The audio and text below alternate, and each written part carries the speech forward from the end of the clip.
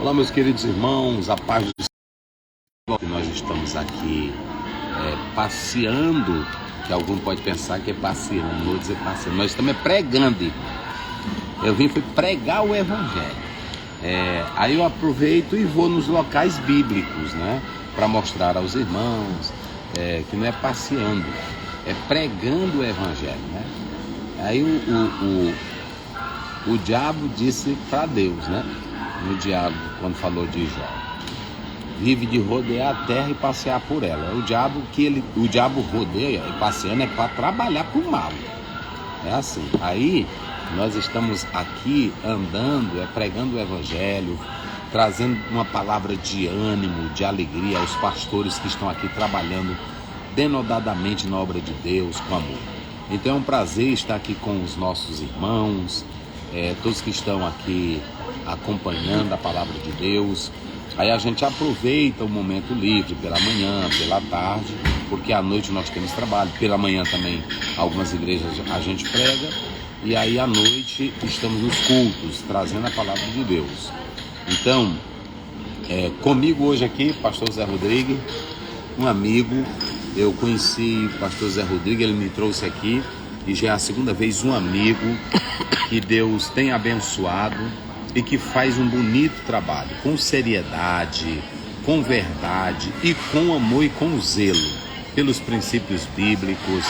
Ele é do Brasil, é da nossa convenção, é da nossa história, e nós louvamos a Deus, né? Dê a saudação aí, pastor. Meus irmãos, a paz do Senhor, é um prazer muito grande estar aqui com esse homem de Deus, Eita, uma das maiores autoridades eclesiásticas do nosso país. E estamos felizes por ele estar vindo aqui pela segunda vez a Portugal para ministrar a palavra de Deus. Então estamos felizes de estar ao lado dele, matando a saudade também, né, pastor? É verdade. Ele, a esposa, que é a esposa mesmo, a missionária Betânia, né? Isso, tá aí, essa serva de Deus, um casal, uma família alegre, e aqui ele está fazendo a obra de Deus. Eu conheço de perto a seriedade, o zelo que ele faz a obra do Senhor Jesus aqui. Merece nosso apoio, merece nosso respeito, e nós louvamos a Deus pela vida dele, né? Queremos louvar também a Deus pela vida do pastor Sival Xavier, nosso amigo, né? Estivemos aí com ele, uma pessoa humilde, um servo de Deus, que nos recebeu com muito carinho, com muito amor. Deus abençoe, pastor. E hoje nós vamos continuar, pastor, a nossa leitura. Vamos lá, Levítico 7, 35 a 36.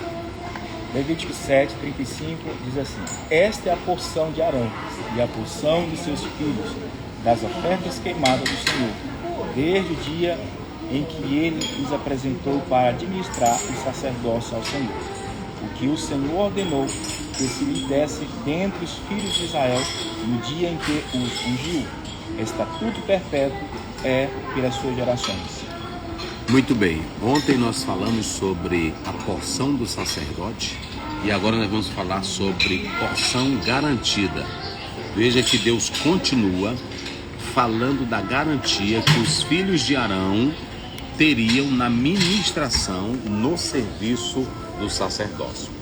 Veja bem, eu quero que cada irmão, cada irmã, cada homem de Deus, mulher de Deus, atente, porque aqui nós temos um princípio bíblico sobre o cuidado do homem de Deus. Por que que Deus estabeleceu uma porção para o sacerdote, tanto do peito como da coxa do animal, e que ele garantiu isso para que a nação de Israel sustentasse os sacerdotes? Por três razões. A primeira, o sacerdote ia se aplicar fisicamente. Não era fácil naquela época. Ele teria que matar o animal, oferecer sacrifício.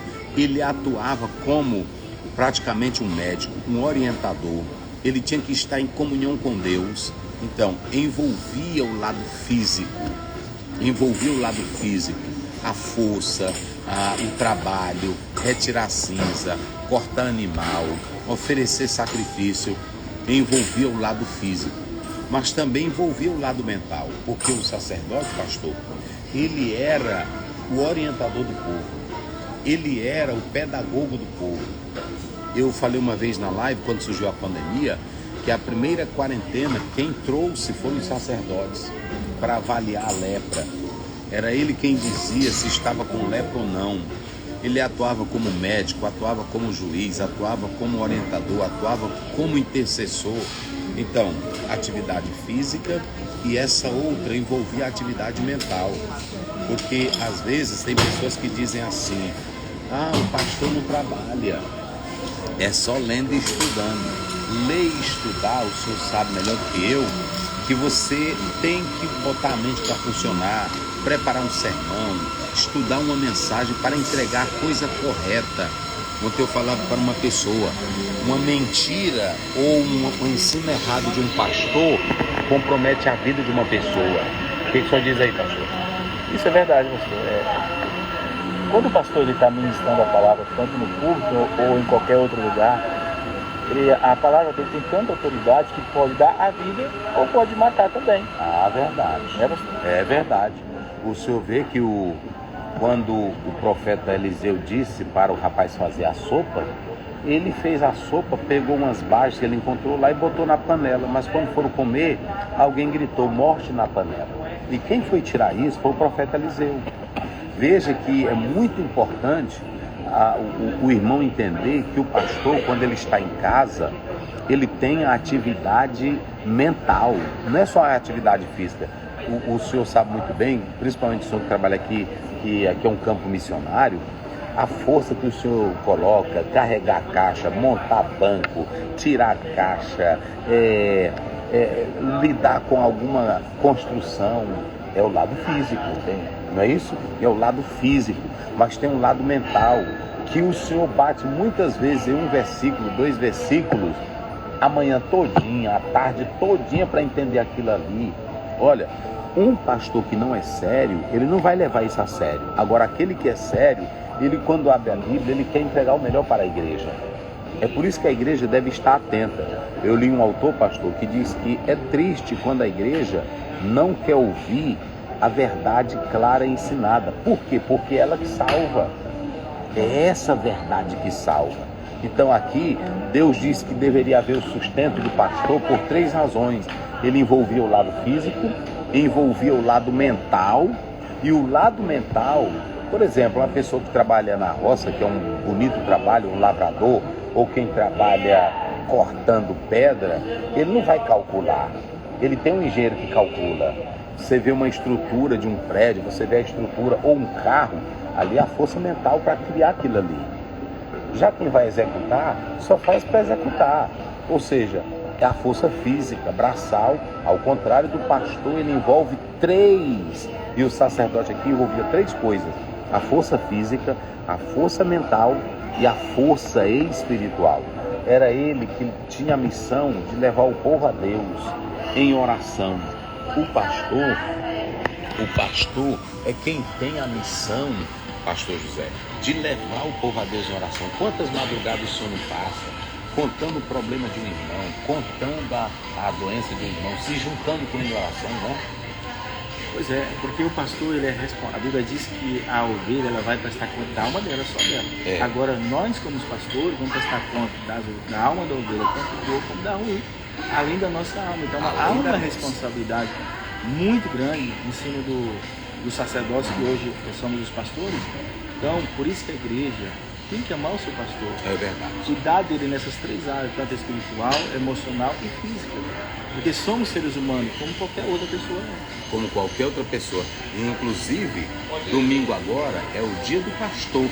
E eu fiquei aqui analisando que, como a gente tem a leitura programada, essa semana vem bem em cima dessa temática importante. Então, olha, hoje alguém diz assim: um pastor, ele não trabalha. Aí você vai no psicólogo, o pastor estuda do jeito de um psicólogo. Tem pastor que não tem uma formação, mas ele é um autodidata. Ele se dedica estudando, analisando a Bíblia para orientar os crentes da maneira correta. Força mental, gente. O pastor caminha para fazer visita, e tem mais, está lá em Romanos 10. Os pés são formosos para levar boa nova, não é assim? O pastor, ele luta, porque se você for no sexólogo, se você for no psicólogo, ele vai te dar uma orientação. Minha esposa é psicóloga, é da área dela, ela sabe, mas o pastor, ele não tem só a preocupação de dar um conselho. ele chora por aquele casal. Né? Assim, pastor? É porque quando você tem amor pelas almas, além de você cuidar daquela ovelha, você tem elas como filho. Como filho. Você quer que aquela pessoa ela prospere na vida espiritual para que seja salvo. E o pastor é uma pessoa que tem que estar preparada emocionalmente para lidar em qualquer situação do dia a dia que ele está vivendo. É verdade. Aqui ele está com uma pessoa que está alegrando porque recebeu alguma coisa, algum presente, algum recurso. E ali na outra visita, a pessoa que perdeu um pai, uma mãe, um filho, coisa assim. Então ele tem que estar preparado para saber lidar com essas duas situações. É verdade, pastor. E aí por isso que eu estou aproveitando, porque deu o ensejo aqui que domingo que vem é o dia do pastor. É o dia do pastor. E nós estamos falando aqui que o sacerdote, Deus vai dar a porção para o sacerdote. Escutem bem, meus irmãos. Ele vai dar a porção, leia a sua Bíblia. Ele vai dar a porção por 3 razões.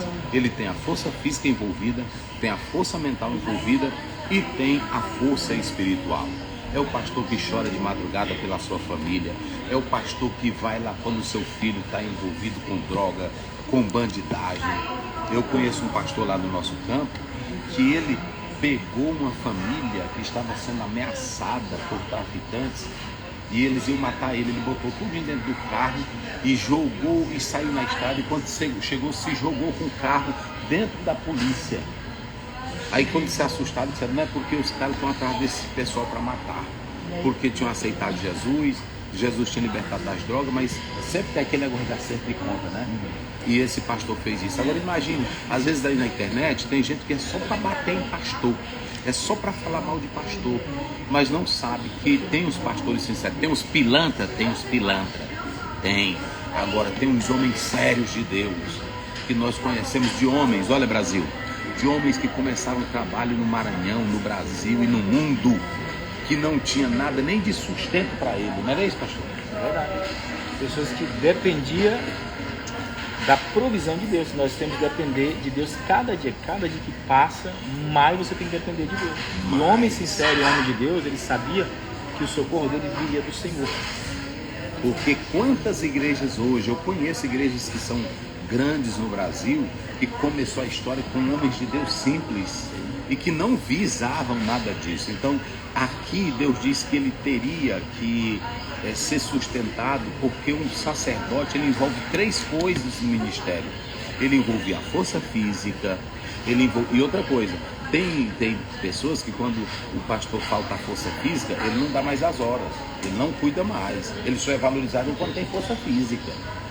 Não façam isso, olha, ajude. É por isso que a igreja tem que cuidar bem do seu pastor, não é isso? O pastor que cuida bem também da sua ovelha, não é isso, pastor? Porque nós não estamos aqui defendendo pastor que não trabalha. Nós não estamos aqui defendendo liderança que é avarenta. Nós estamos falando aqui de uma liderança que trabalha e que a igreja conhece. Porque o próprio Paulo, ele diz lá, eu quero que reconheçam os que trabalham. Está em 1 Tessalonicenses 5, 12, 13. Filipenses 2, Paulo fala de Epafrodito, Paulo fala de Timóteo e diz, eles por causa do evangelho expuseram a vida, ou seja, quase morrem por causa do evangelho. Então, nós devemos levar em consideração, pastor, essa questão. Vamos ver aí Êxodo, para a gente já fechar aqui, Êxodo 40, verso 13 e o verso 15. Olha o que a Bíblia diz, para os irmãos observarem bem. 13.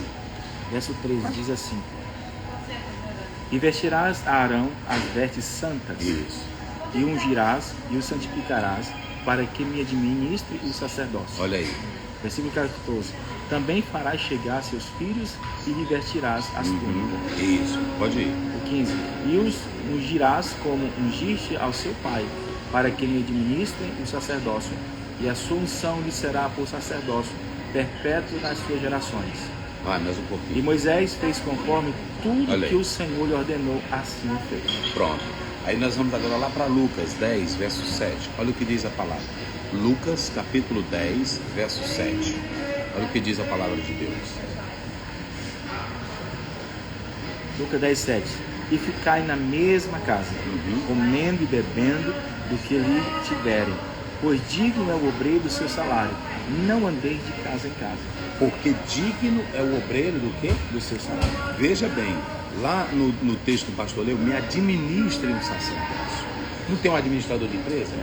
Não tem um administrador de um hospital? Não tem um administrador da cidade? Todos recebem? Então o pastor administra o quê? Administra o que é sagrado. Meu Deus do céu. Aí você diz assim, mas está no Velho Testamento. Vamos para 1 Coríntios 9, verso 13 e 14. 1 Coríntios 9, verso 13 e 14. Vamos lá.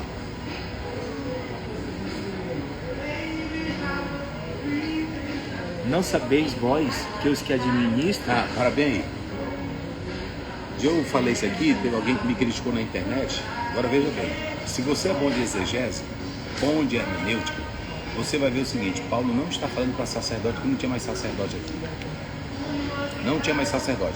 Pegue sua Bíblia e leia. Há muita gente que quer criticar na internet, mas não sabe o que critica. Paulo, ele não está falando de sacerdote, porque não tinha mais sacerdote. Olha o que ele diz. Não sabeis vós que os que administram o que é sagrado, comem do que é sagrado? Meu Deus. Lá no Velho Testamento, quem era que administrava o sagrado? Sacerdote. E no Novo Testamento, quem é que ministra o Evangelho? É o pastor. É o líder. Prossiga, pastor. E que os que continuem estão juntos ao altar, participem do altar? Olha aí. Versículo 14. Assim ordenou também o Senhor aos que anunciam o Evangelho, que vivam do Evangelho. Pronto. Aí agora vamos lá, os críticos. Aonde é agora que Paulo está dizendo que vive no sacerdote, o sacerdócio assuma? Os que pregam o os que são escolhidos para viver dessa missão, vivam do Evangelho. Aí Paulo diz, aquele que se afadiga, só tem dois tipos de obreiro que deve ser bem remunerado. Os que se afadigam na palavra e os que administram bem. É isso que Paulo diz? Só isso. Agora, só para nos mostrar uma ideia. Aí vem, pastor Aziel, então o senhor está dizendo, o pastor já leu Lucas 10, verso 7, que também tem Mateus 10, 10. Digno é o quê? O obreiro. E o obreiro é o quê, pastor? É aquele que trabalha, não é isso? Sim. Digno é o trabalho. Tem uma tradução que diz obreiro, né? E tem outra que diz, digno é o trabalhador do seu salário. Aí a pessoa diz assim, não tinha a palavra salário naquela época. Não, porque ela vem dos romanos, né? A palavra sal. Mas eles pegavam, como não tinha moeda, não tinha euro, não tinha libra, eles davam a comida, porque era forma de troca de moeda naquela época. Era a mesma coisa que é hoje, gente. Hoje o senhor, antigamente, nossos pais trabalharam com roça, aí ele ia no comércio e dizia, olha, eu não tenho dinheiro, mas eu tenho tanta linha de arroz. Era assim? Aí ele entregava aquela roça para aquele dono, e quando ele ia colher o arroz, ele pagava com o arroz que ele... Era moeda de troca, era a mesma coisa. Então, olha, agora vem o mais interessante. A Bíblia diz que digno é o trabalhador do seu salário, que é para o sustento dele. Sustento. Se o pastor vive só no ministério, é dever da igreja fazer o que com ele? Cuidar dele. Sustentar ele. E esse sustento é para ele ter uma vida digna, é para ele ter uma vida que ele possa investir no lado mental, no lado físico e no lado espiritual. Essas três coisas. Agora, a Bíblia não está dizendo que é para ele ser um mega empresário da fé. Está dizendo? Não está dizendo. O que o senhor diz aí? A Bíblia diz que em Gálatas 6,6, compartilhe todos o teu bem com aquele que te instrui. Se é um pastor que te instrui, te dá ensinamento, que tem amor por ti, por que você não cuida dele? Então cuida dele. Agora, se é um charlatão, picareta, aí sim, a Bíblia não manda você cuidar dele. Mas se é um pastor prestativo, que ensina a Bíblia, que cuida de você, tem que ser recíproco, cuidar dele também. Tá vendo? É isso aí que nós estamos dizendo. Se você vê que o seu pastor é um homem de Deus, trabalha, você vai numa consulta bem aqui com qualquer psicólogo, é 200, 300 reais. É assim, não é? Aí pronto, e ele só te atende na hora que ele marca contigo. E nós atendemos que hora? Eu cobro 24 horas. E meu celular, pastor, fica bem aqui. Quando dá de madrugada, toca. Pastor Zé, eu estou precisando do senhor. Eu me governo? Não é assim com o senhor também? Pastor, se o senhor não vier aqui agora, na mesma hora o senhor vai, não é assim? Na mesma hora. Nós estamos falando desses homens. Aí o pastor, olha, deixa o sono dele, isso é o lado físico, gente. Deixa o sono dele. Às vezes o senhor está comendo. Quantas vezes isso não já aconteceu? Um dia eu disse pra minha esposa, faz um peixinho que eu tô com vontade de comer um peixinho na água bem fininha, só com uns pedacinhos de tomate. E ela fez. Na hora que eu botei a primeira colher na boca, a irmã ligou, pastor, aqui em casa, se o senhor não vier agora, vai acabar. Aí eu larguei. Aí fui. Quando cheguei, ela tava com peixe. E aí eu disse, não, vou jogar pro mar, quer não. Esse é o nosso trabalho, não é? Pois era assim. Então, digno é o trabalhador do seu salário. Agora, a Bíblia diz que é para ele administrar o que é sagrado. Pastor, vamos fechar com isso aqui. Se é para ele administrar, ele é dono? Não. Ah, então o senhor já pegou tudo. Como diz o pessoal, já pegou o mistério. Né? Pegou a visão. Pegou a visão. Então, se é para ele, o que foi que Deus disse para o sacerdote? Administre. E o que foi que Paulo disse agora para o pastor aqui? Ele diz, aquele que prega o Evangelho. Ministre o Evangelho. Então o senhor é dono? Não, Eu sou dono? Não. Qual é a minha missão? É só cuidar. E se é para cuidar, por exemplo, aqui tem duas mulheres, minha esposa e a sua esposa. Se ela coloca uma pessoa para trabalhar na casa, ela entrega a dispensa, não entrega? Mas a moça que está trabalhando é dona da dispensa? Não. Por isso que Paulo diz em 1 Coríntios 4, verso 1, ele diz que nós somos cuidadores da dispensa, nós não somos donos da dispensa. Aí entra o mais interessante, se eu não sou dono da dispensa, agora eu vou falar a verdade de Deus, nenhum pastor deve usar ministério, o que é administrar o sagrado, para enricar. Eu estou falando de sustentar, não é assim? O que o senhor diz aí? Hoje muitos estão usando da igreja como fonte de renda para enriquecer eles como seus familiares. Eu sei que é duro, é pesado, mas é mais uma verdade do Brasil, como diz o senhor. É verdade. Porque é o seguinte, olha, se é para me administrar, pastor, eu não posso fazer o que eu quero. Não. Paulo está dizendo, como bom dispenseiro de Cristo. Então o que acontece? Ministro que é sagrado, pastor, se é sagrado, eu não posso brincar com aquilo que é sagrado. Então eu quero aqui parabenizar os pastores do Brasil, do mundo, aqui da Europa, muitos que vêm para cá se dedicam mesmo. Pastores sérios, que amam a obra de Deus, que zelam pelo trabalho do Senhor. Então, que a igreja possa valorizar o seu pastor. Vamos ver bem aí para fechar aqui, 1 Timóteo 5, veja aí o verso 9 e 10, pastor. Só para a gente fechar aqui. 1 Timóteo 5, 9 e 10. Vamos lá. Diz assim, versículo 9. Nunca seja escrita viúva com menos de 60 anos. Isso. E só a que tenha sido mulher de um só marido. Tendo testemunho de boas obras. Isso. Se criou os filhos e se excitou à hospitalidade. Isso. Se lavou os pés dos santos, se socorreu os aflitos e se praticou toda a boa obra. Tá vendo? Ou seja, Paulo, ele dizia o seguinte, não coloque qualquer viúva, porque a gente diz assim, mas a irmã é viúva. Ele disse, não, é só viúva que serviu. Ou seja, isso traz para o pastor qual é a lição? Só pode ser bem cuidado pela igreja aquele que deu fruto, aquele que deu resultado. É isso que nós estamos falando aqui. Às vezes a pessoa diz, é porque o pastor Zé está batendo na nossa classe. Eu sou pastor também. Agora, não diga que tu é da minha classe se tu não trabalha. Não diga que tu é da minha classe se tu não envolve as três forças. A física, a mental e a espiritual. Eu conheci, pastor. Conheci não, eu li o livro do pastor nos Estados Unidos, David Fisher. Ele disse que quando ia sair de manhã para visitar, anotava. Ele ia para um velório, anotava. Ia visitar as pessoas no hospital, anotava. Ele fez uma lista do trabalho dele, ele trabalhava mais do que qualquer pessoa nos Estados Unidos. Hoje muitos pastores não fazem essa relação, mas imagine, tem pastor aí que ele sai de manhã, não é assim? Eu já fui resolver problema de casais, que eu já saí de lá 2 horas da madrugada. Quem é que vai ficar com você? Porque na hora que a pessoa, olha, meu horário já chegou, amanhã você venha. É assim? Sim. Pastor não. Pastor não tem, ele não tem autoridade para dizer para o membro, vai embora que eu não vou lhe atender agora não. Ele é pastor daquela pessoa.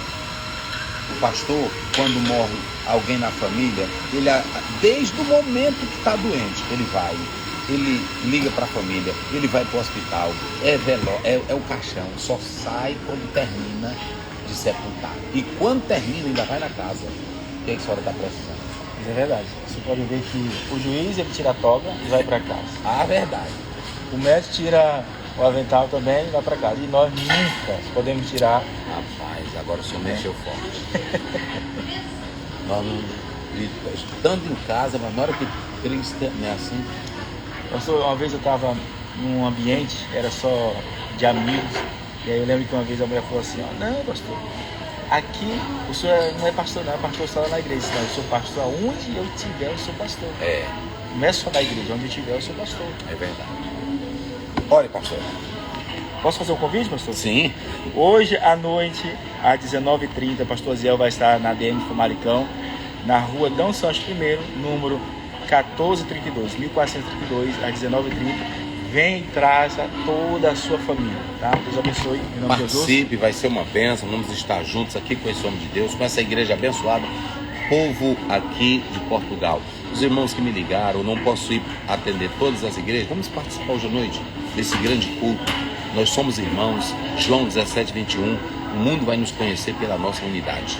Não há evangelho maior e melhor do que a unidade.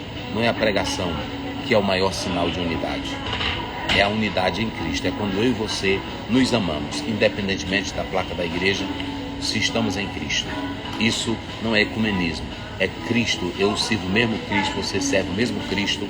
Temos a mesma doutrina. Vem para cá. Deus vai te abençoar. Olha. Senhor, meu Deus, eu quero te louvar, te exaltar por mais uma vez estarmos aqui, Deus querido, nesse culto, te adorando e te exaltando. Que tuas bênçãos, tuas mãos possam estar estendidas sobre a nossa nação, o Brasil, Deus querido.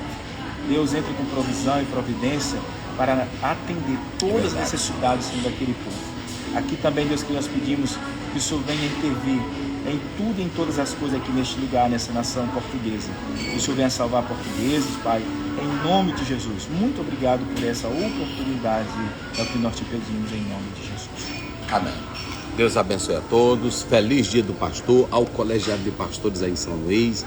Meu abraço, aí a Deite, em nome de Jesus.